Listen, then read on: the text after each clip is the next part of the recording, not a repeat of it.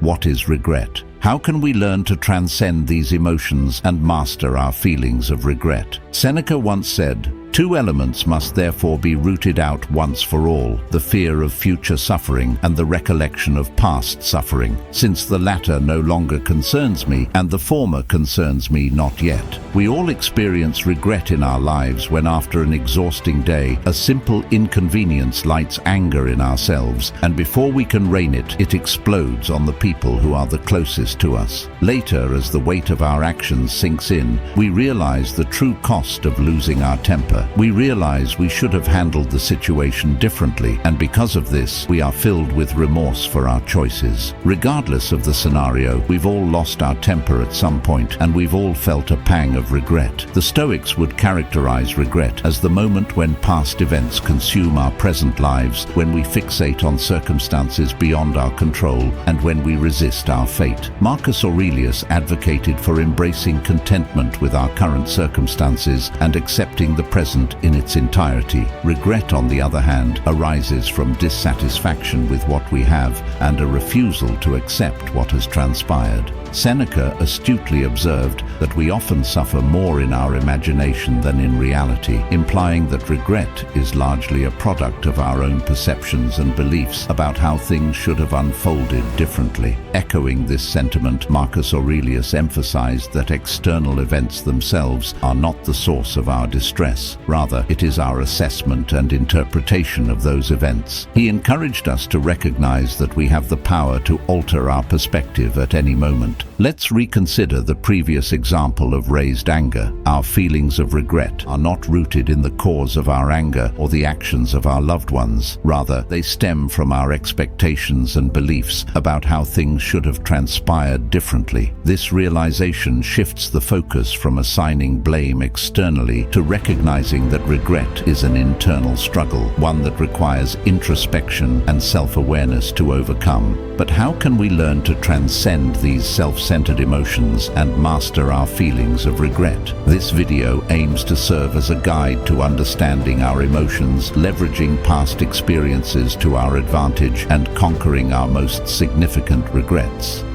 Why do we feel regret? Seneca once said, "Life is very short and anxious for those who forget the past, neglect the present, and fear the future." Despite the pervasive cultural narrative urging us to embrace a no-regrets mentality, the reality is that virtually everyone harbors some form of regret. No matter how many times we remind ourselves not to dwell on the past or succumb to regret, those nagging feelings have a way of resurfacing at the most inconvenient moments, causing pain and discomfort. Regret holds significant power over us. Research by Daniel Pink, a best-selling author and the founder of the American Regret Project, indicates that a staggering 82% of Americans experience regret at least occasionally. Pink argues that while regret can be a challenging emotion to grapple with, it also serves as a valuable tool for self-improvement. So should we resign ourselves to a life overshadowed by regret? Should we simply accept the despair that accompanies these negative feelings? The answer lies in embracing a nuanced approach. While it's unrealistic to eradicate regret from our lives completely, we can learn to navigate it in a constructive manner. Rather than attempting to suppress or ignore our regrets, we can confront them head-on, acknowledging their presence and seeking to understand the lessons they offer. By harnessing the power of regret as a catalyst for personal growth and self-reflection, we can transform it from a source of pain into a tool for positive change. Samuel Johnson's introspection in late 1775 offers profound insights into the nature of regret and the human condition. Despite grappling with the weight of past resolutions left unfulfilled, Johnson refused to succumb to despair. Instead, he recognized the necessity of ongoing self-improvement and the criminality of surrendering to despair. Johnson's approach exemplifies a crucial lesson. While experiencing regret may be inevitable, our response to it is not predetermined. Rather than dwelling in regret, Johnson chose to confront it head-on, using it as a catalyst for personal growth and change. change. In essence, the key lies not in questioning why we feel regret, but rather in how we choose to deal with it. How do we move forward? How can we use our regrets as fuel for self-improvement? These are the questions that the Stoics grappled with, employing strategies to cultivate mental toughness and resilience, beginning with a thorough examination of what lies within their control. 1. Focus on what you control. Epictetus once said, "Every event has two handles, one by which it can be carried and one by which it can't. If your brother does you wrong, don't grab it by his wronging, because this is the handle incapable of lifting it. Instead, use the other, that he is your brother, that you were raised together, and then you will have hold of the handle that carries."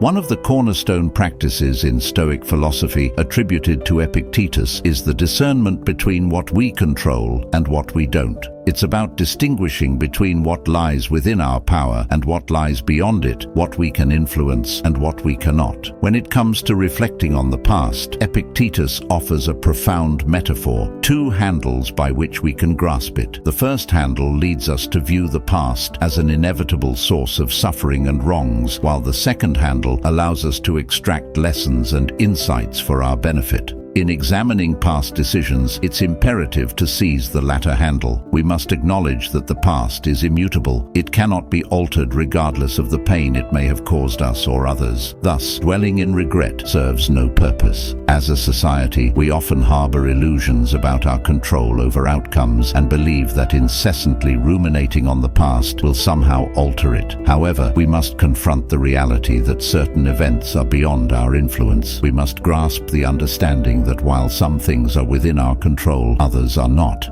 Marcus Aurelius once said, "Remind yourself that past and future have no power over you, only the present, and even that can be minimized. Just mark off its limits, and if your mind tries to claim that it can't hold out against that, well then heap shame upon it." The past is immutable. We cannot dwell in its shadows or linger in our insecurities. Regret at its core is merely a wish for things to have unfolded differently. Yet by accepting that some events are beyond our control, we can liberate ourselves from the burden of regret. We must acknowledge that we cannot change what has transpired, our words, actions, or emotions. However, we retain agency over the present moment. We can choose how we grow from our experiences, how we respond to challenges, and how we leverage our regrets for personal advancement. Ultimately, we hold the reins of our actions in the here and now. It is within our power to chart a course forward, guided by wisdom gleaned from past missteps. We must seize this control with determination and purpose. 2. Love your fate. Marcus Aurelius once said, "Blazing fire makes flame and brightness out of everything that is thrown into it." Once we have clarified what is within our control, the next step is to decide how we will respond, irrespective of whether we wield control over the situation. Our focus shifts to our own conduct, our approach to overcoming challenges, and our determination to forge ahead. In the first book of his Discourses, Epictetus contemplates his imminent execution by Roman guards, recognizing that his life is beyond his control. However, in a remarkable display of tranquility and wisdom, he articulates his mindset. "I must die, but must I die bawling? I must be put in chains, but moaning and groaning too. I must be exiled, but is there anything to keep me from going with a smile, calm and self-composed?" The concept of amor fati, or loving one's fate, traces its roots back to Epictetus and the Stoics, although it was later popularized by Friedrich Nietzsche. Through practices like reflection and meditation, the Stoics embraced amor fati as a means of finding inner peace and reconciling past traumas. As Cleanthes aptly noted, the fates guide the person who accepts them and hinder the person who resists them. Amor fati transcends mere acceptance of our circumstances. It entails embracing them with a positive outlook. It involves recognizing that our perception need not always be negative, and that by accepting the present moment, we can cultivate resilience and growth. Just as we appreciate the beauty in a cloudy sky, we must learn to navigate life's storms with gratitude and fortitude. In Meditations, Marcus Aurelius vividly illustrates the concept of amor fati through the metaphor of an artisan's shop. "There are thorns on the path, then keep away. Enough said." said, "Why ponder the existence of nuisance? Such thinking would make you a laughingstock to the true student of nature, just as a carpenter or cobbler would laugh if you pointed out the sawdust and chips on the floors of their shops. Yet while those shopkeepers have dustbins for disposal, nature has no need of them. Why allow yourself to stumble over the thorns or fret over the sawdust on your floor? These are simply facets of nature. As long as you possess the ability to perceive them, you also possess the capacity to transcend them. In embracing amor fati, we diminish the likelihood of harboring regrets in the future. By welcoming the challenges that lie ahead, we mitigate the possibility of regretting the decisions we make to overcome them, regardless of the outcomes. We confront the future with confidence, conviction, and courage. Amor fati transcends mere mindset. It embodies a way of life. Integrating amor fati into our existence demands time, effort, and sacrifices that may initially feel uncomfortable. Yet, it is imperative that we do so. We must move beyond existential angst, pressing forward from our regrets toward our future. Cherish the experiences that have shaped you. Embrace the person you've become and the growth you've undergone. Love your fate. Amor fati. 3. Look ahead. Seneca once said, "We should project our thoughts ahead of us at every turn and have in mind every possible eventuality instead of only the usual course of action. Rehearse them in your mind. Exile, torture, war, shipwreck. All the terms of our human lot should be before our eyes." Premeditatio malorum, a practice deeply rooted in Stoic philosophy, stands as one of its oldest and most prevalent tenets. Literally translated as the premeditation of evils, this practice served as a vital tool for Stoics to brace themselves for life's inevitable adversities, enabling them to maintain composure and confidence amidst turmoil. The world, as we all recognize, is inherently unjust. Despite our efforts and merits, we may not always receive what we deserve, nor emerge victorious despite our best endeavors. However, we cannot afford to be caught off guard by life's setbacks. If every unexpected turn of events continues to catch us by surprise, we risk enduring perpetual misery whenever we embark on significant endeavors. Moreover, we struggle to come to terms with such outcomes and move forward with subsequent attempts. This impedes our ability to dwell in the present moment, perpetually tethering us to the past. Consequently, it undermines our trust in our instincts and exacerbates feelings of regret. Epictetus used this to help him foresee all of the dangers that came with a seemingly easy decision: bathing.